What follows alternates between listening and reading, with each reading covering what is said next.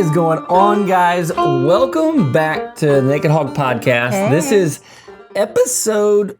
Sorry, my voice is cracking. I must be going through puberty. No, your throat's... No, we'll get to that. Yeah, we'll get to that in a minute. But this is episode 15. Sorry, we keep getting that messed up, guys. We can't get the episode right. Last episode, we messed that one up big time. 15.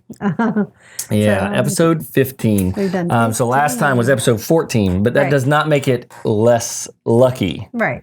Still a good. Still a good. 14 was still a good podcast. Yeah. Even though the camera was messing up. So here's the 15. Here's the 15. So where shall we begin? Well, it's been an eventful week and a half, really. It's been about a week and a half since we came to you guys. Right. So a few days ago, I turned another year younger. I turned 21. If you guys can't believe that, you know, if you can believe it, like I'm getting old. 21. Yeah, 21. Yes. I was waiting for the day when you would finally start aging. Are you saying I finally did? I think you might be catching up with me. Are you saying I'm getting old? No, you saying I'm looking you might old? be catching up with me. Dang, you saying I look at old? Because for the longest time, people thought he was younger than me. No, I got a lot of people telling me that. No. They were just being nice. They thought you were the younger one. Yeah, they were being nice to you. They were just. These were women telling me that. They were trying to be. They were trying to be nice, saying you got a good catch. You know, they were trying to be kind to you. They didn't want to break your heart and tell you that you got one that looked old and wrinkly. Dang, your husband looked like a prune. I told him thank you, but I know he looks young for his age. I know, and I was waiting on the day when you would start looking as old as I look. Yeah. I mean, we'll just put a generic number out there. I was born in the 70s. Okay. There we go. Yeah. So we'll just say that. I was born in the 80s. Yeah. So, and then, had my birthday and got super. Yeah, we'll show you the cake real quick. Y'all gotta see this. Yeah. Okay. So Lily made this cake. Now it looks a mess, obviously, because we've been digging into it. But she made this cool cake that went along with our name, Naked Hog. Let's see. Hopefully, I can get this up enough without Kit Kat. my dropping stuff. So it's surrounded by Kit Kats, but it's like out of fondant, she made piggies. There was more piggies on it, but she made pigs look like they're swimming in mud. Swimming in a barrel of mud. That's the idea, right? The Kit Kats were supposed to be the barrel, and then she made icing and ganache for the top. And it's yellow cake, homemade yellow cake. Of course, Lily home makes everything because the child is amazing. Our 13-year-old did all this by hand from scratch.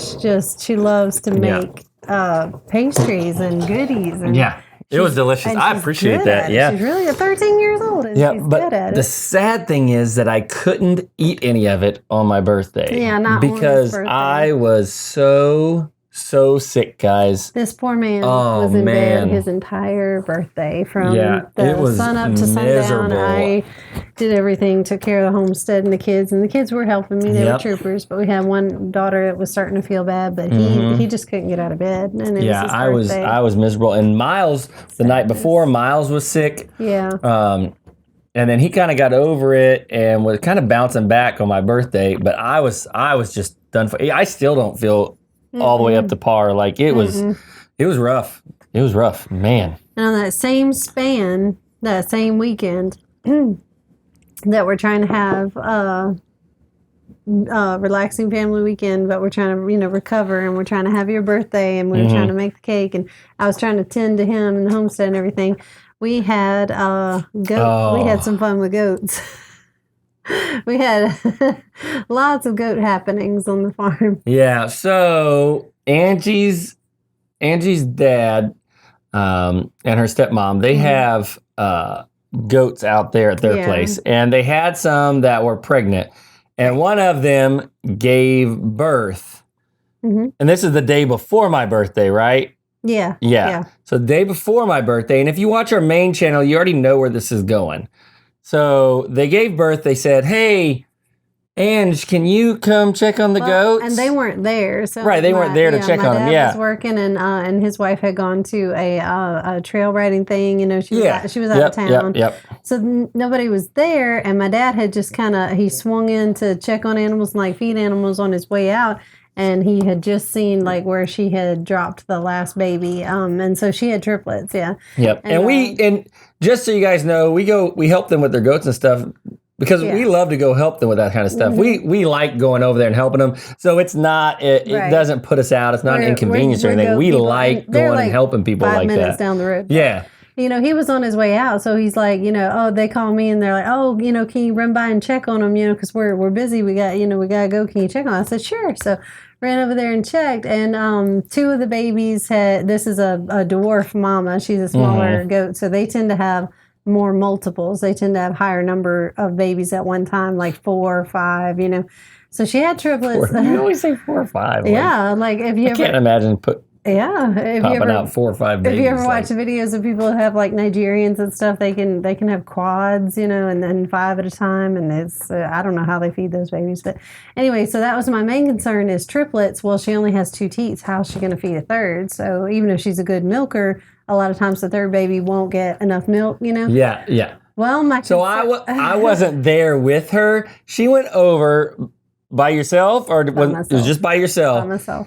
And guys, like, this is the woman who walked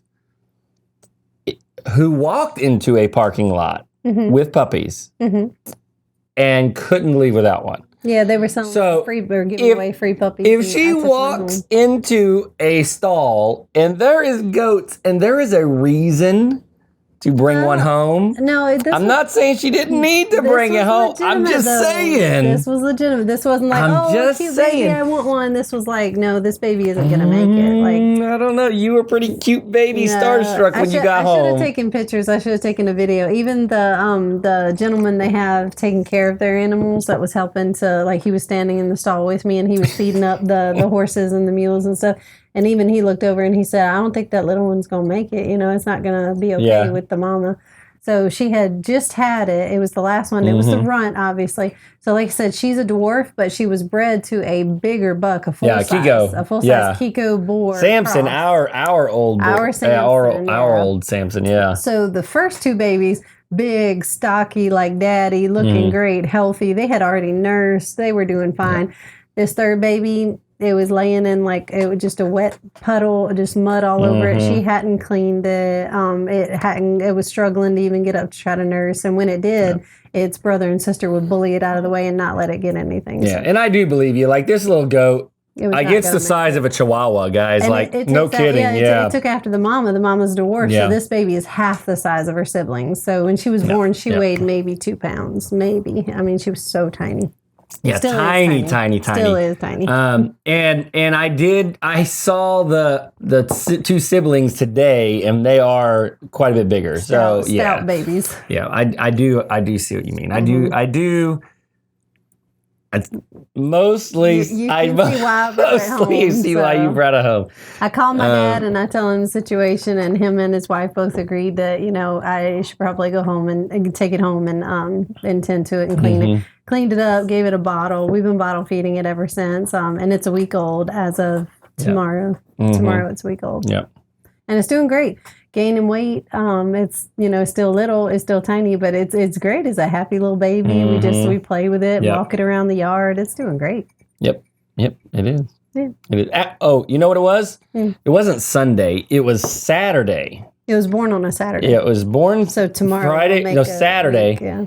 Then we were supposed to bottle feed it until Sunday when they got home. Yeah, they were getting back Sunday evening. That's what it was. The plan was to bring it back to them bring Sunday it back evening. Sunday. She wasn't quite. That didn't happen. She wasn't quite doing well yet. Yep. She was still. I was keeping her going, and but she wasn't steady yet. I wasn't sure that she was going to make it yet. And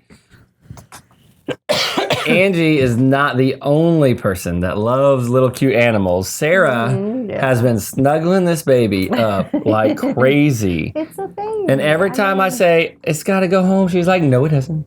No, it doesn't. No, it is home. It is home. It is home. So then We also had, if you've been watching our main channel, you'll know that we had a little bit of a predicament about chicks. Someone we had a bit of a misunderstanding. Who shall remain nameless. Someone said, "Hey, honey, we'll let Frizzle hatch out these bazillion eggs." Not bazillion. No, be fair. Was it 8, 9, 10? I limited her to like 8 eggs. 8 eggs. Mm-hmm. We'll let her hatch out these 8 eggs, but just so that she doesn't stay broody. That way she can get her broodiness gone. And last year she only did it one time. She wanted to be a mama one time and then she quit. Like she didn't go broody again. She was over it. And once that's done, honey, we're just gonna sell or give away all the chicks because we don't need them. I said, yeah, that's a good idea, honey. That's a great idea. So then they hatched. And what happened? Well, you know how cute little teeny tiny chicks are? Okay, well these are bantam chicks. These are bantam babies. So they were fathered by they were only exposed to one rooster. So they were fathered by our little 10-inch tall nickel D rooster, our little bantam rooster. Cute and thinks he's 10 foot tall and bulletproof. Yeah. So he's the daddy of all these babies, and their mamas are all frizzles. So we got a mix of bantam game bird frizzle, and all these babies are little. They're half the size of normal chicks. So these are bantam baby chicks that hatched out, and Avery and I just caught the spring fever. Stars in our eyes. Spring fever, indeed, indeed. And I was like, well, Nickel D does need like a little, flock of women. He needs a flock of hens because he's a rooster, and we don't have a flock of little bantam hens. We only have 3 little bantam hens. Yep. Well, if you count Lovey and Dovey, we have 5, but they hang out with the big flock. They're staying with the big flock. They think they're big. Yep. But anyway, he needs his whole flock of little tiny women. So he needs it now, apparently. Yeah. So, well, if we don't start raising them now, it takes them 6 months to grow to full size. Anyway, so now we're just going to sell the roosters. Yeah. Yeah, keep the hens, sell the roosters. Funny, because we hadn't recorded this conversation where we had that agreement.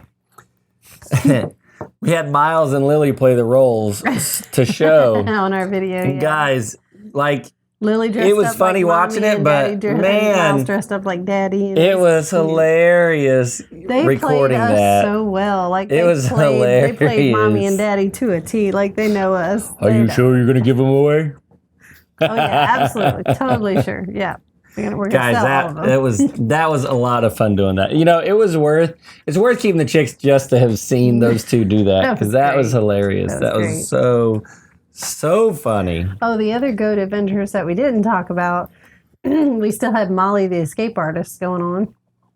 We were trying to figure out how this little woman was doing this. Yes. I know goats are usually good at getting out, but all of our experiences with goats thus far, and we had them for several years now, all of our experiences, they're not trying that hard to get out. They don't get out that much. They're not. Ours don't anyway. Ours typically don't. Ours just stay. They're just happy and they're not escape artists. Well, Molly apparently was figuring it out. Man, she was sneaky. So we couldn't figure out how she Molly, was getting out. If you don't watch our main videos, go check it out. But Molly, we think is pregnant.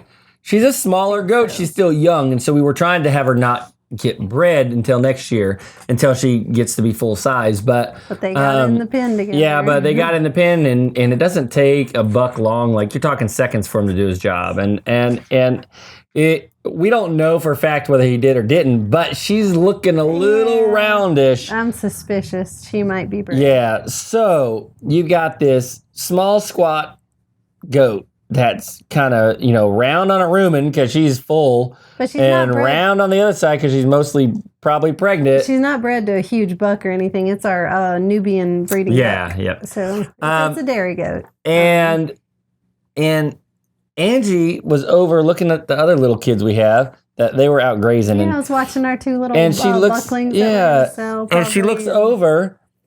And Molly is squeezing out. Like, guys, I'm talking, the crack wasn't bigger than that. A board had slid down and there was a little space in between this board yeah. and she had maneuvered herself and wiggled herself in between them. And I looked and she was literally halfway in, halfway out. And she had squished herself sideways and squeezed herself through those boards. And I said, what are you doing? And she looked at me and just froze for a second. I was like, gotcha. Yeah. Now those boards, and you'll see this on the video, the next video coming out, but I don't know how she the boards the boards have a little bit of give to them because they're kind of thin. I think they're like I don't know, they're like 1/4-inch boards. They're fence boards and little thin boards, and she was like pushing on it and squeezing through that crack. Man, the little woman wasn't thinking about her kids. She was thinking about her stomach. Right. She was sucking it in. Yeah. So she keyholed herself through there, and she was getting out every time, and then we had to put her back. And so we fixed that. We drilled the board back in place and fixed that hole. Yep, we did. So now hopefully we'll have no Molly out tomorrow. I'm really paranoid she's going to get my strawberries. She's going to get into my, garden. The kale. It's all going to be gone if she finds it. Yep. Speaking of plants, we did a lot of harvesting. Not a lot, but we did some harvesting this week. We harvested probably all week long. We harvested probably a total of 7 heads of cabbage. And I'm excited. I'm ecstatic. We've never grown cabbage successfully before. This is our first year. We got real cabbage, real heads of cabbage. Last year we tried and we failed. Yeah. Miserably failed. And this year... they're like cabbage. It's like you go to the store and you get cabbage. I think we might even get red cabbage. I think it might even make the heads of red cabbage. Yep. Like I'm excited. So, and I've grown the biggest Brussels sprout plants. I'm hoping that I'll actually get the Brussels sprouts off of them. I hope it won't get too hot too fast. But I've grown the biggest Brussels sprout plants that I've ever grown in my life. Yeah, they're still teeny tiny little sprouts. I'm so excited though. I hope they make. I do hope they make. I'm not a huge fan of Brussels sprouts, but I do hope they make. And the bok choy is pretty. And big. The bok choy, we harvested some bok choy. We harvested some lettuce. The cabbage. The kids absolutely loved eating it. We cut it the other day. We cut it in wedges, like not like thick wedges, but fairly thick wedges, like not thin either. And then turn the oven. Turn the oven to 550 degrees. Let it get super hot, and then I put the wedges on a cookie sheet, poured olive oil on it, and then seasoned it with salt and pepper.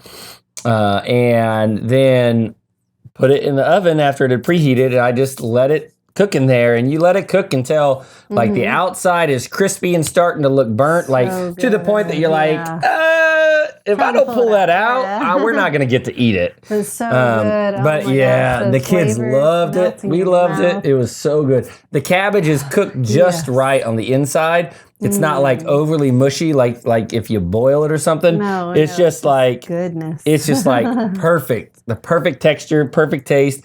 It didn't get sulfury or anything like that. And on the outside, it's all crispy and it doesn't taste burnt. It's just you nailed it when the kids are telling me how good it is. The kids were raving about it, like that's good. Yeah, man. As a kid, you nailed it. There is not a chance in this world I'd have ever told my mom cabbage was good as a kid. I hated cabbage as a kid. Did you eat it? I did. I mean, for like New Year's and stuff, but we never grew our own cabbage. If our parents had grown their own cabbage, we would have had a whole different outlook on vegetables. I don't know. I think sometimes I think some kids just don't eat vegetables because they don't want to eat vegetables. Maybe. And I was one of those kids. But if your dad had cooked like you do, like, I mean, no offense, honey, but like your parents are not as good of chefs as you are. I mean, like he can cook. Like he's really good, really, really good. But I just think, if we had that kind of experience with that kind of food, I think our memories would be different. So my experience with cabbage is like a New Year's Day. It's on a plate that they boiled it. Maybe I think they put some seasonings in it. I'm not sure. Salted a little bit on a plate next to some black-eyed peas and some ham. I mean, that's my experience with cabbage. And yeah, but even that. So sometimes I think and like in coleslaw. But I mean, we store bought our coleslaw. Oh, I love my mom makes. That's how I make my coleslaw. Is how my mom makes it. My mom makes some amazing coleslaw.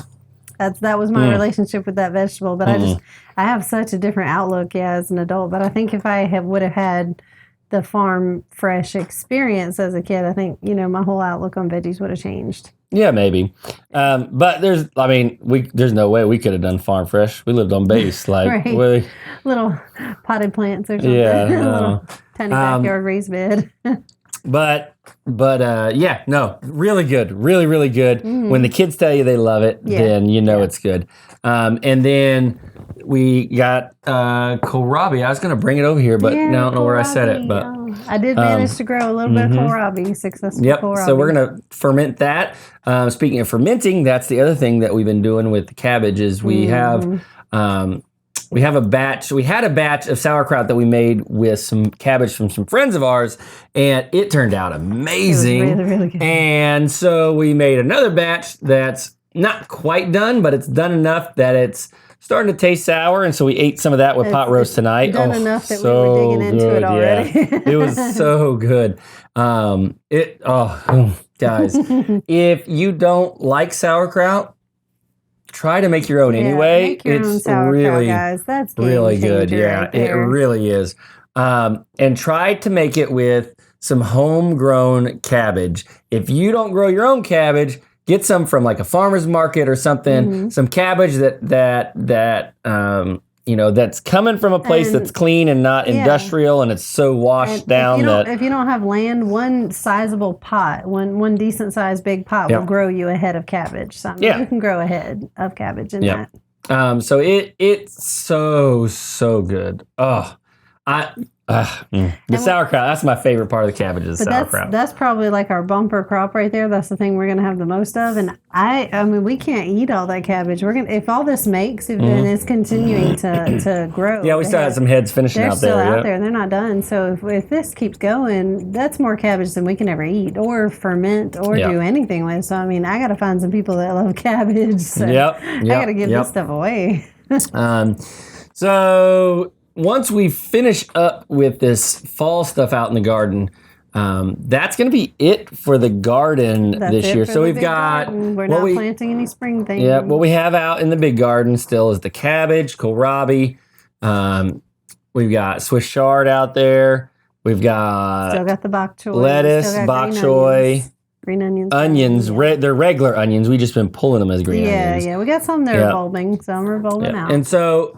of that, the bok choy is going to seed and the lettuce is going to seed, so that's got to get harvested in the next week or we're going to lose it anyway. The days are getting hotter. It's just getting too hot for them. The cabbage is finishing up, so we'll be pulling those, and we'll probably get to the point soon where we just have to take the ones, even if they're small, and use them. And then tonight it's 39. Low of 39, and it was 44 yesterday or last night. So I mean, we're having a cool spell right now, but I mean, as the days heat up, we're going, and we're in April now. So I mean, it's going to get hot again, and so when that heat really sets in, it's all done. They're gonna go to seed. So So really, then the last thing that'll come out will be the onions, and those will come out once the tops start to die off. For the onions that aren't getting big and they're not showing much promise, we're just pulling them as green onions. And because they're delicious. They're delicious. I love Matter of fact, so the next batch of sauerkraut we do, which will be tomorrow, we're going to do some more. We're going to put garlic and green onion in with it. Right. And see how that does. Flavor it a little bit. Yeah, because thus far, the only thing we do with our sauerkraut, and it's delicious this way, just plain sauerkraut. You take the cabbage. We did a video on it. You can go over to our main channel and watch it. But you take the sauerkraut, take the cabbage, chop it up, and then you put it in a big bowl, and you put 2% salt in it. So you weigh out the sliced up cabbage, and you take that weight in grams and you multiply it times 0.02. Yeah, do a little bit of math. And that tells you how much salt to use. And we sprinkle that many grams of salt in on it. And then you take and you just use your bare hands and you just crunch it and crunch it and crunch it and crunch it. And you just basically break that cabbage down until it forms a lot of liquid in there. Yeah. And that liquid, we don't add any water to it. We pack the cabbage into the jar, pour the liquid in with it, and then we pack it down real tight, and that liquid will cover the top. And then we picked up, we were just capping it and calling it good, but then we also picked up you can buy a couple. They're like glass weights you get, and we got ours off of Amazon. But it's got a little thing you can hold on to, and you set it down in the jar. It's a weight that smushes it down, holds it all down in the jar. So you and it just keeps the cabbage from floating up. Because as that cabbage ferments, obviously it's going to create little bubbles in there. And so start to float. Yeah, and so it'll start to try to float up. And so that weight just keeps that cabbage under the liquid. But that's it. We didn't add any flavorings, just salt and cabbage. That's it. 2 ingredients. But this time we want to try to add some garlic and get kind of fancy with it. Get fancy. Some fancy sauerkraut. Like Applebee's. Sorry, I like that song. It is a good song. That's a good song. I like the song too. And then tomorrow, our daughter Lily who's also the herbalist in the family, baker and herbalist.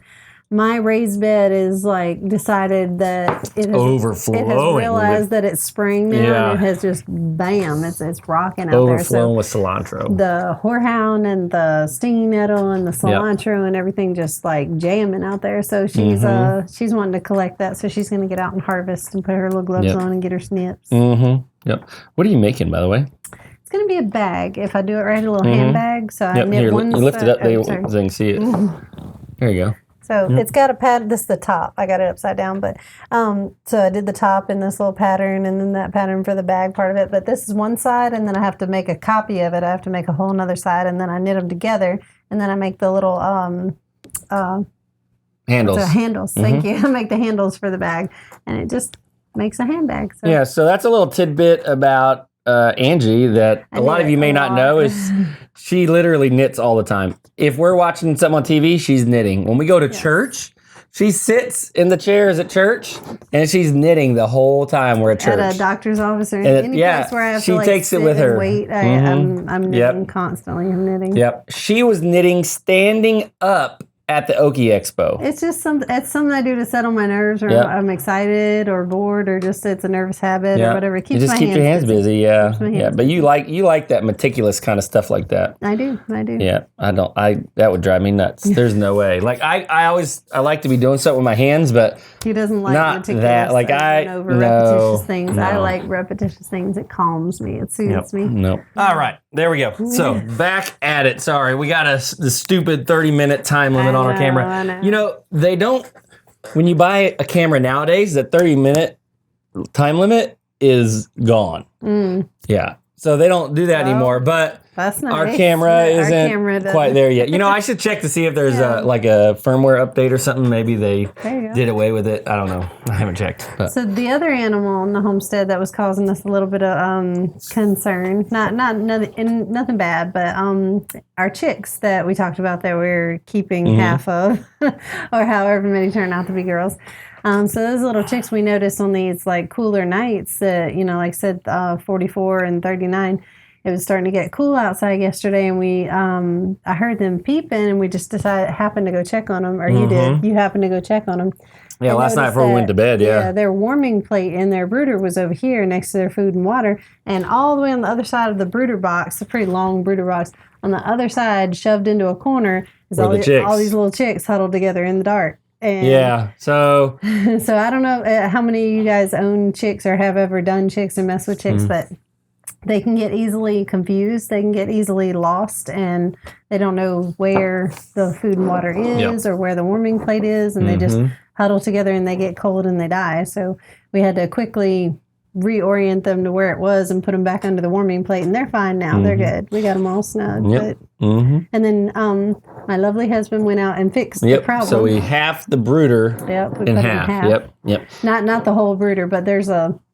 We cut the brooder in half. No. But we put a board inside that we slide in, and that splits it into two halves. And they have no access to the other half of the brooder, so it makes it smaller. Shrinks it up, They have no choice but to find the heat and find the water and food. So, and they know just enough to like be a chicken. That's what I always tell people. A chicken knows enough to be a successful chicken, and that's about it. So that's all it needs to know. They're not the brightest creatures in the world. It's a chick. Better than turkeys. Yeah. Better than peacocks, quail, apparently, when they're babies. Quail, when they're little. But, You do have to help them a little. Yep.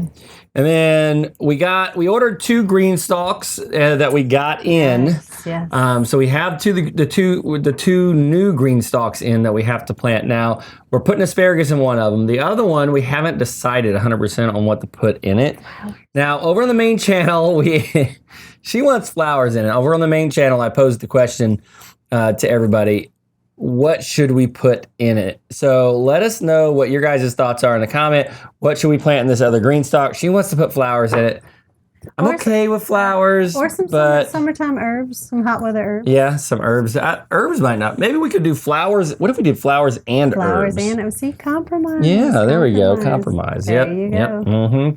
But I love these green stalks, guys. If you're not familiar with it, go check them out. Greenstalk Garden, I think, is the website. greenstalkgarden.com, but really cool. They're just really cool, and it makes it so you can grow in a small space, indoors, whatever. We have ours, 2 of them out in the greenhouse. The other 2 are going to go on the outside of the greenhouse.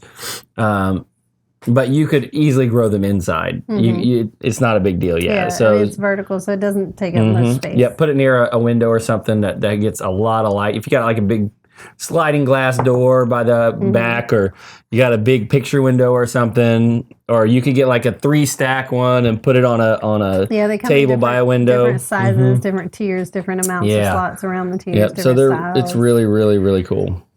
We had some subscribers telling us that they think that we're not going to be able to grow these potatoes that we're trying to grow. In one of our green stalks, we have potatoes. Yeah. So some of you out there aren't sure that these potatoes are going to make. And to be honest with you, don't think it will, I'm not 100% sure either. But that's kind of why we're doing it. Yeah. I got faith. These are small fingerling little potatoes. These are baby potatoes, like the new potatoes. So I got faith it's going to work. Yeah. So something will work. I don't know how productive they'll be. It'll grow something. But we're going to find out, and we'll all learn together on this one, because we've never done this before, not in the green stalk. We grew red potatoes like crazy last year, but that was in the ground, out in the garden. That wasn't in the green stalk. So, that's crazy. I'm just excited about all the abundance we're having, like especially since it's nice. Yeah, and I still feel like we're doing so much, even though we haven't even done any sort of, like I said, planting spring for the or summer, any big garden for the spring, no prepping, no tractor work like we normally would. I still feel productive, and I feel like our garden is still feeding us. I feel like we're still reaping the harvest. I feel like we have abundance, and I'm picking strawberries every day out of my little raised beds and making strawberries for me. Yeah, I love the strawberries. It's so good. I don't eat a ton of the strawberries, but I love going out there and they get the bright red, and I can't believe is that the chickens have left them alone. I know. That's a miracle right there. Oh, we downsized that is a miracle. We downsized our flock. We only have about 15 chickens now anyway. That's true. And they don't roam far enough to really discover that the strawberries are over there. They just kind of stick to their little circle they like to roam. So what you're saying is we got rid of all the pesky chickens. Yeah, the ones that were real troublemakers and adventurers, they went to a new home. So yeah. Was that intentional, or did we just? It was sheer luck. Yeah. Okay. Yeah.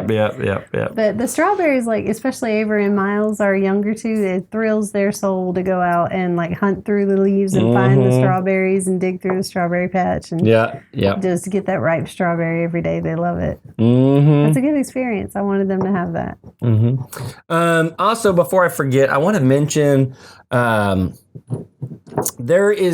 you didn't make it out to the Okie Expo, and forgive me, I'm looking at my computer here. I'm just pulling it up to make sure I get this right. If you didn't make it out to the Okie Expo, there is another opportunity for you guys to meet us, as well as Jason from Cog Hill Farm, Jason Brooke and Mary Carl from Cog Hill Farm, Jason and Lauren from Cattywampus Acres, Tracy and Jean from Just Dig It Farms. Haas Tools will be there, so you'll be able to meet Greg and Sheila. Yep. And I'm trying to think. I think Head Family. No, they're not. Head Family Farm will be there. Hold on, there's a couple others. Give me 1 second here, and I'll pull it up. But so where this is going to be is Petals from the Past. in Alabama. It's over by Clanton, Alabama. It's just north of Clanton, Alabama. And Petals from the Past is, most of you probably already know, but Petals from the Past is the most awesome nursery in existence. Heard great things. Yeah, we haven't been there yet, but we can't wait to go. We're bringing the kids. Really knowledgeable. We're all Petals go from the Past. And it's just going to be a good time. It's on Saturday, April 23rd. And you have to sign up. We'll put the link in the description. You have to go over to Petals from the Past website and sign up. It doesn't cost anything. It's just so they know how many people to expect, because for what I understand, I think this is something that's new for them to do, something a large scale like this. So they want to know how many people to expect. So trying to be prepared. So trying to be prepared. So if you're going to come, make sure that you sign up. And like I said, we'll leave the link in the description. That way you guys can just click on that link, go over there and sign up. But it's going to be a good time. It's gonna be a great I feel bad because I can't get this to load. Let's see if I can get it to load on my phone. I don't want to leave anybody out that's going to be there. And ever since we took our kids to the Okie Expo, they've been talking about going with us every next Homesteaders meetup that we go to from here on out. They want to go to every one of them with us. Yep. We are bringing kids with us again, and they're coming to Petals from the Past, and they're going to love it. You know where I can probably pull it up easy is on Jason's website. Go to coghillfarm.com. Yeah, that's a good idea. And he's got his events listed on there. This stuff ain't loading on my on the computer. Our internet is not good. Yeah, guys. Yeah, so our internet, I don't know how much we've talked about our internet on the podcast, but it really stinks. I know rural internet is rural internet, and I have a hard time saying rural. But like, you know, when Jason got good internet and they are more rural than we are, they're in the country, then there is no excuse why companies can't bring me internet. Right? Why can't we have that? Oh my gosh. It's okay. It's not okay. It's going to be okay, though, because we're going to move, and it's going to get better. View upcoming events. It's going to be better once we get where we're going. I just come on. It's a point of contention at this point. It's like, okay. Yeah. Oh, there it is. Meet and greet. Let me see. Once if he has the thing on here. The image is trying to load. Another thing that I don't know if you guys know what I'm talking about. Those of you who have a homestead or you have a bunch of animals or a huge garden or you have land and stuff, you'll know what I'm talking about. When you try to go somewhere and you can't take a lot of vacations as it is because you run a homestead and you have animals to look after. But when you try to go to things like this, Homesteaders Meetup, you try to leave even for a weekend like we're doing with Petals for the Past or from the Past. Just for 2 days, it's like trying to find someone who's going to come out and do the morning feeding and watering. We have indoor dogs that need to be fed. Who's going to milk a goat? Who's going to and then now we have a bottle baby goat. We have to make arrangements for all these. Like it's an ordeal. Yeah, it's a community thing. We got to enlist several different people to come out and put the animals away at night. I mean, you got to think about all this. It takes a lot. There's a lot of planning and a lot of arranging. It is, but it's worth it. It's totally worth it. Yeah, it's totally worth it. But you guys understand me, like the ones who have a homestead, you feel me, right? Like it's a lot of work to make this whole party happen. Yep, it is. A lot of planning and coordinating on our part. A lot of strange work for the people who have to come do it for us, or probably not strange. These are people that they know how to do it. They have animals of their own. But we trust them. But and that's why I don't mind at all if they need something from us. If they need us to run out and check on their animals or whatever, if they need it, in we a heartbeat. Are there because they do it for us. Yep. So we got Hoss Tools, Cog Hill Farm, Cattywampus Acres, us, Just Dig It Farms, Little Cahaba Junkin. Oh, wow. I've never. So these two channels I've never actually watched, Simply Lake and Lace and Little Cahaba Junkin, but you can guarantee that those two channels that I said we haven't watched, it's just because I hadn't heard of them before. You can guarantee that if Tracy and Jason know them, they're really, really good folks. Right, yeah. So I need to take time to actually watch them. And watch some of their videos. Jason. Jason, he if he says something about someone, like you can take it. Yeah. So they're good folks. If he says they're good folks, they're good folks. And so make sure you plan on going out there and doing that if you guys want to. Come out and see just the hang out. Yeah, like, it's going to be really just kind of a Alabama, or if you can make it to Alabama.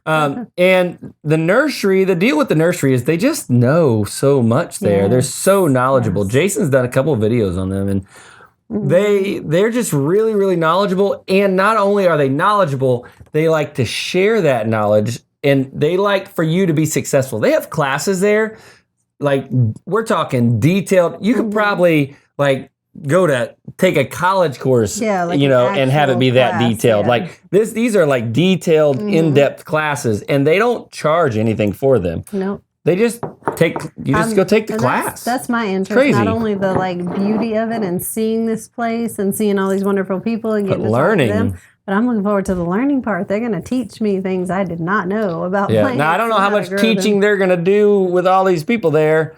But you never know. I mean, it's their first try. They're gonna try. The meetup is during an event that they hold annually called Antiques in the Garden, which is something we've never been to either. So I'm looking forward to doing that. I don't know how the event goes or how it rolls, but it's going to be a good time no matter what. It's going to be a great time.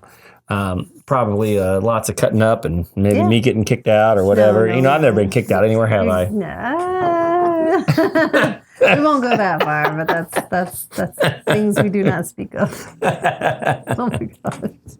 You're gonna behave yourself, right? Yeah, I'm gonna behave myself. I promise. I'll behave myself. He's a good boy now. I'll be good. I'll be good. I won't cut up too bad. Okay. Not too bad. Please don't embarrass me. please. I love you. So that's about all we got for this episode. Thank you guys so much for watching. That's our update for the week. Yeah, that's our weekly update. Yeah. Next week on what happened. Yep. We should have Sprite come sit in the middle. The little doubling, the baby doubling. She's 3 pounds. We should have her come sitting in between us and poop on us. No, she kisses and she snuggles. And she doesn't poop. Well, I mean, I'd have a towel around her or a diaper. Would you let me put a diaper on her? I can put a diaper on her. No, the minute we get a diaper on her, she's never going to take it off. Like, you're going to have her inside all the time. You're like, honey, just put the diaper on her. Being a baby. She loves snuggling. Yeah. Guys, I fully anticipate her trying to get this baby goat in bed. Like, she's going to try and have it sleep at our feet or something. It's like a little puppy. It is not a little. It is just Winston like does not poop anywhere. Just like having a puppy. I don't have to put a diaper on Sebastian. She cries when it's feeding time. She cries when she wants to come out of her little kennel, out of her little cage and go walk in. She's just like a little puppy. My goodness. I'm going to train her to a leash. All right. And with that, we're going to let you guys go. We love you guys. Thank you so much for joining us and watching. Thank you. If you haven't checked out our main channel, be sure to go check out our main channel. If you're listening to this on a device, checking out our main channel we're talking about is over on YouTube. So go check out Naked Hog Gardening on YouTube or on Facebook. We post videos on Facebook as well. Watch some of our family fun. Yep. Thank you guys so much. We love you, and we will catch you in the next video.